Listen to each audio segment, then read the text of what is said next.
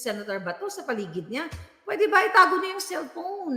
Don't use, sabi ka ni Mother Pebbles Talakera, don't use your phone or wag ka mag-Facebook. Oo, yun lang ang sa akin kasi that's really unprofessional. Senator Bato, alam ko nasasaktan, but you can just hold your breath or hold your horses. Anyway, just hold your horses. Ngayon, pero nagpasalamat kami kasi sinabi mo na, sabi niya, ito eksaktong word statement ni Senator Bato doon sa Pilipinas Nating Mahal, napanood ko, sabi niya, I am convinced the existence noong kahit anong denial pa ng PDEA. So, ibig sabihin, kumbinsido na siya na hindi AI itong papel na ito. Okay? Ito ay hindi AI. Pamaypay natin. Okay? So, yun lang, bonus na natin yon. So, narinig tayo sa Senado na may isang bato. Sabi nila, naging bulak. Naging marshmallow. Bigyan natin siya. Pero I'm serious, hindi natin siya bubolja kasi Senator Bato ngayon. I'm trying to behave. Okay? Paminsan-minsan. Naniniwala siya na nag-i-exist. Pero sabi niya, tinatanggap din niya yung denial ng PDEA. Okay? Na dinenay nila. Pero naintindihan mo, kasi nga, nag-iimbestiga siya. Pero may mali nga doon eh. I hope makorek niya sa May 7. As an investigator, ulitin natin, you're not supposed to be biased. Hindi mo pwede sabihin na nagtitistigo, ay, ikaw ang judge, o ikaw yung, ikaw ang judge, sasabihin ng judge, bago dinggin yung mga kamagkabilang panig. Wala namang judge na magsasabi na, yang si, yung biktima, yung si plaintiff, yan si plaintiff at saka ito si defendant. Si plaintiff sigurado ako 100% totoo yan. What's the point? Na mag-hearing pa tayo.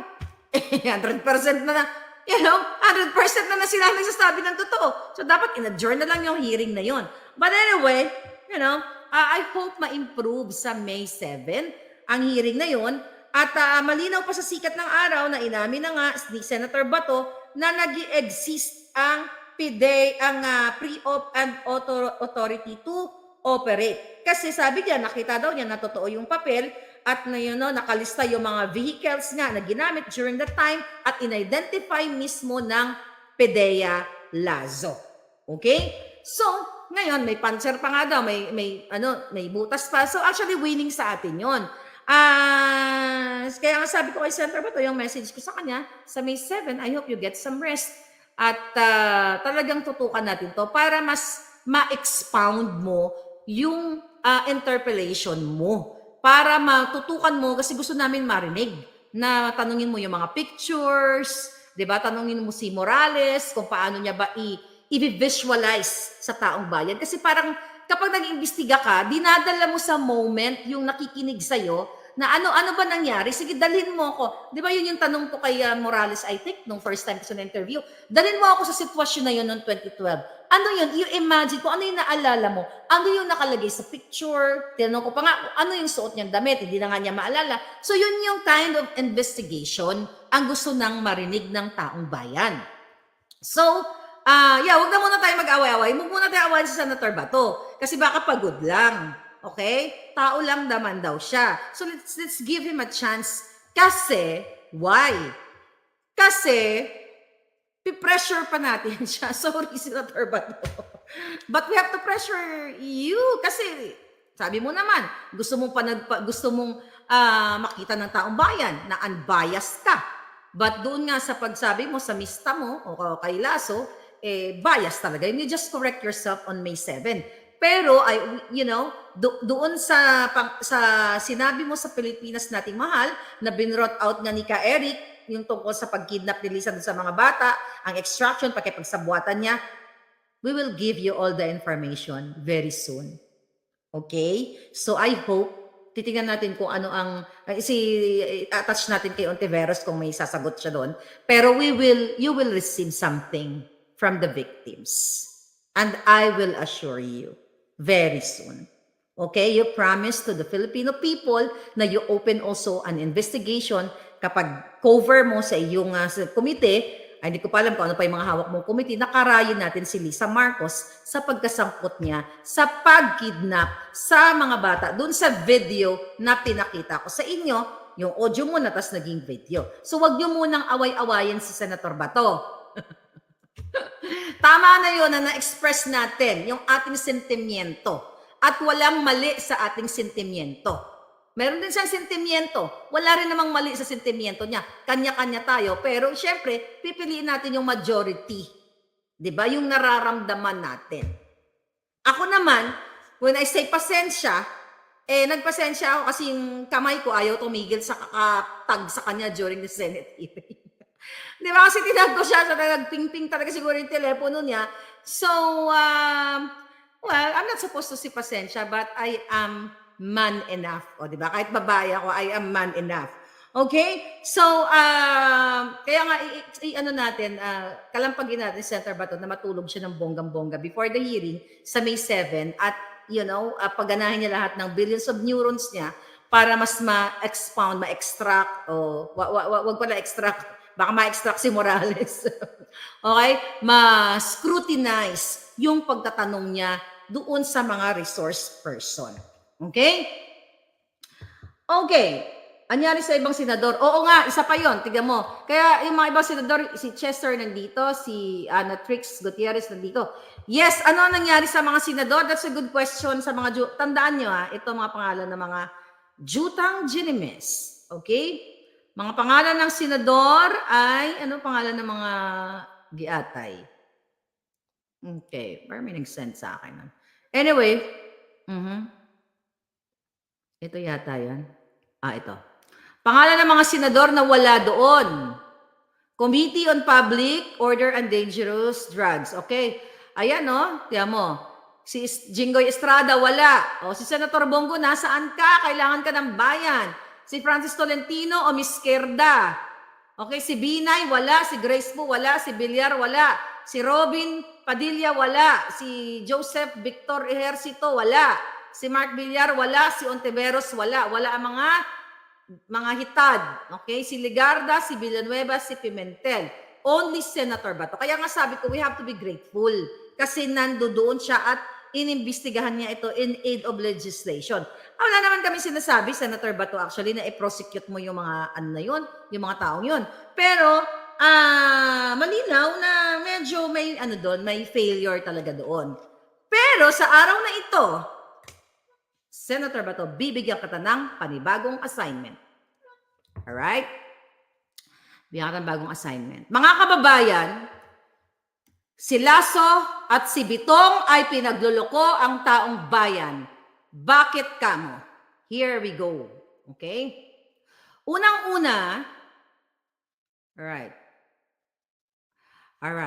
Ito. Ayon sa ating impormanting abogado mula sa bundok ng Hibok-Hibok, okay, hindi pala to abogado, police pala to, sorry. Okay, ayon sa ating informante na itinapon sa bundok Hibok-Hibok, mga kababayan, yung pagpalabas ni Lazo sa personal data sheet, yung pag-disclose niya ng mga personal data sheet about kay Morales, yun po ay may violation. Data Privacy Act na dapat kasuhan siya ni Morales dahil siya mismo ay lumabag sa batas at in-announce niya mismo doon sa Senado ang pagdukot sa mga dokumento. Mandurukot talaga to si Lasso. Pagdukot sa mga dokumento na personal, okay, ni former Agent Morales na ibinurag, wag niya doon para i-character assassination, which is what? Dismissed and acquitted naman siya, but more on mga personal data ni Morales. Captain, Agent Morales, if you are listening right now, I hope you can consult your lawyer. Pwede nyo nang kasuhan ayon sa ating palangga dito, alright, na ito po ang nilabag Yan. Miss Maharlika, ito ang nilabag ni Lasso. Chapter 8, Penalty Section 25, Unauthorized Processing of Personal Information and Sensitive Personal Information. Chapter 7, Security of Sensitive Personal Information in Government. Section 2, Responsibility of Heads of Agencies, which is in Lazo. All sensitive personal information maintained by the government, its agencies, and instrumentalities shall be secured as far as practicable with the use of the most appropriate standard recognized by the information and communications technology industry and as recommended by the Commission. The head of each government agency or instrumentality shall be responsible for complying with the security requirements mentioned herein, while the Commission shall monitor the compliance and may recommend the necessary action in order to satisfy the minimum standards. See? Jutang Genemis, may nilabag na naman ang mga aso ni Kuting na si Lasso. Di ba? Doon sa pag-disclose, pag-expose niya ng PDS or Personal Data Sheet ni Morales. Points na naman natin yan, Mr. Morales. Eto, pakinggan. Ito ba yun? Hindi pa pala yung video na yan. Yun, mga palagga. So, kita ninyo kung paano, dahil nataranta na sila, na nag-ikot na ang tumbong ni Lasso, nagbitbit siya, nagkaray-karay siya ng mga witness, na mga testigo na wala naman doon sa time na kung saan tinitipa o kinukuhaan ng statement ni Morales itong confidential informant na si Marcos Jr. ay bangag na bagag nung gabing yun at dapat karay-karayin na o hulihin na o ikulong na or kung ano man ang pwedeng gawin sa kanya. So wala, yun na doon mo palang mapakita na baliban sa forcibly written sworn statement, okay, ay forcibly sworn statement o forced, mga kapalangga. Doon pa lang, ang dami mo nang nilabag, Lasso. Buti wala magic wand ko ngayon. Jutang Genemis. Nakita niyo mga kababayan? Mr. Morales, if you're listening, pakikasuhan na tong ginayupak na ito. Okay? Another. Lasso, makinig ka. Bitong, makinig ka, Bitong. Anong tunay na pangalan ni Bitong? Okay? Bitong. Okay? Si Bitong ay, ang kanyang pangalan ay si Bitong Imitario Morada. 1940 pala ito pinanganak. Taga Baler Aurora ang hitad. Okay. Doon sa Senate hearing, lagot na naman kayo. Bakit kalagot? Mga kababayan, pakinggan niyo muna yung video na nakuha natin doon sa Senate hearing. Listen, darling. Bitong, ilang taong ka ng intelligence officer dyan? Matagal na po ako sa intelligence sir, pero sa PIDEA sir, more than a year pa lang sir, January 2023. Intelligence saan ka? I was a retired general of the armed forces sir. And Alpha Company ako sir, ako nagmamasid sa'yo nung... Kilala. Sorry. Matanda na tayo eh. Kasi kita na-identify ka agad. General Bitong ka na Alpha Company? Yes sir. Sorry. So, one year ka pa lang With PIDEA sir, idea. more than a year po sir. Pero di ba nag-isap ka ba? J2 sir. J2. Yes sir, and J2, tanda nyo. PSG sir. So, as far as you're concerned, hindi mo makita yung dokumento na yan? Wala po talaga sir. Wala. Okay. Hanggang doon na lang yata. Deadlock tayo. Deadlock mo si Kuting. Okay. Si Kuting tuloy. Okay. Narinig nyo? Doon, sa Senado, sinabi ni Bitong, siya ay direktor. J2. Napag-alaman natin na sila ay nagsinungaling na naman. Naglapastakanan sa ating batas. At ginago na naman ang Pilipino kasi itong si Bitong, sinabi niya, di ba, J2 daw siya. Pero sa kanyang impormasyon na nandiyan sa PIDEA, walang nakalagay na siya ay J2. Walang nakalagay na siya ay direktor. Kasi, mga kababayan, napag-alaman natin na hindi siya naaprubahan ng Civil Service Commission. Ibig sabihin, yung kanyang appointment na sinasabi niya dyan sa Senado ay isang bogus lamang. Umamin ka, Bitong, dahil ayon sa ating informante na disapprove ang iyong appointment. Okay? Noong July 31, 2023. Pero dahil magkasabwat kayo ni Lasso, ikaw ay sumusweldo, I believe grade 27 ba? Sumusweldo ka ng worth 130,000 kada buwan plus kickback, allowance, kung ano-ano pa, na hindi ka naman pala inapprove ng Civil Service Commission. Senator Bato, dagdag mo to, surprise ako to sa mga palangga ko. Ipatawag mo ang Civil Service Commission. Bakit? Ipatawag mo to si Director for Victoria Esber. Okay? Patawag mo si Victoria Esber, Director for, okay, ng Civil Service Commission dahil siya ang pumirma na disapprove ang application ni Bitong, Emeterio Bitong. Pero doon sa Senado, sinabi niya, di ba, tinanong siya ni Bato, narinig niyo naman, J2 siya, Director Chuchuchucho. How come na siya ay sumisweldo, meron siya katungkulang ganyan na hindi siya in-approve ng CSC? Yeah, how come? Isama niyo yan. Galing talaga ng mga puting jazz natin. So, panalong-panalo ang bayan, nalaman niyo na naman. So, ano ang ginagawa ni Bitong sa PIDEA? At saan galing ang kanyang authority na mag-represent sa PIDEA, di ba, as a retired AFP kung hindi siya naaprubahan sa kanyang posisyon from the Civil Service Commission. And also, ipatawag mo, Senator Bato, sino pa ipapatawag nila? COA. Okay? Commission on Audit, ipatawag ninyo ito, sino ba yung nagpapasweldo? Okay?